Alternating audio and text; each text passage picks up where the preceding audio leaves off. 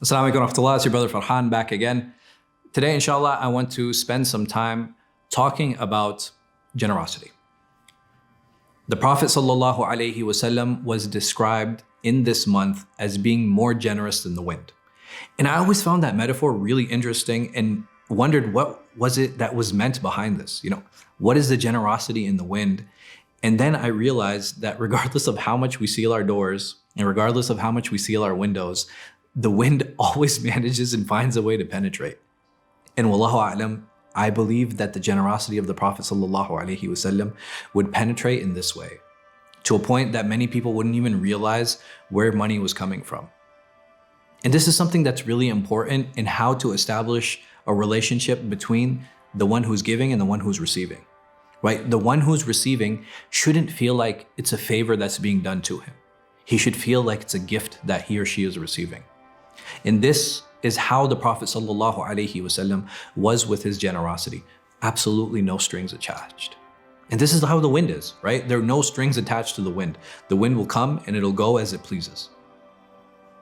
And there are no expectations from the wind, right? Just like these individuals had no expectations from the Prophet sallallahu alayhi wasallam. And one of the questions might be, what was it that made the Prophet sallallahu alayhi wasallam so generous during this blessed month? And Allah knows best. It would seem because this was the month that he sallallahu alayhi wasallam used to review the entirety of the Quran. And by reviewing the entirety of the Quran and that relationship that he sallallahu alayhi wasallam not only had with the book of Allah, but with Allah himself, caused that reminder in his heart to stir and to grow, which pushed his generosity in his dealings and his mannerisms with others. And I'm sure that many, if not all of us, can draw on that same power, on that same relationship with the book of Allah. This truly is the month of the Quran. And it truly is an opportunity. And we find throughout, not just the state or the United States, but throughout the world, how generous the Muslims become during the month of Ramadan.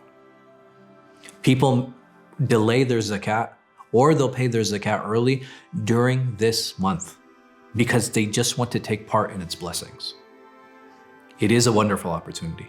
And it is something, walillahi alhamd, I will say for surety, that most of us seize and utilize. The only thing that I'm requesting from myself and from you is that we continue utilizing it and we continue to realize why it is we're doing what we're doing. Because at the end of the day, my generosity or my money is not for the person in front of me.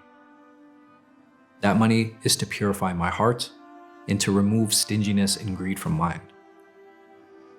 So I hope that we are actually utilizing that generosity, that sadaqah, utilizing that zakat as a means of purifying our wealth and purifying our hearts. As for what the person who receives it and takes it from us does with it, that's up to them and that's their business. My job is to purify my wealth and my job is to purify my heart. All of these are all very personal actions and goes back into the greater theme of taqwallah, of having that constant awareness of Allah subhanahu wa ta'ala. I ask Allah subhanahu wa ta'ala to make us all from the muttaqeen.